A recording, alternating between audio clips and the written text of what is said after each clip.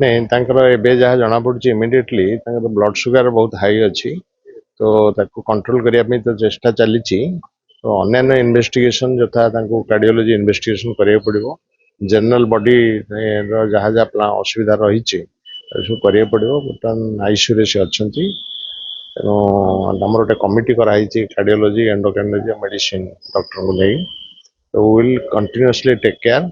आ presently जदियो से stable अच्छा तथापि आमको डायबिटीज कंट्रोल निहाती दरकार ता सांगे अन्य जो प्रोब्लेम थी परीक्षा निरीक्षा जब बाहर सब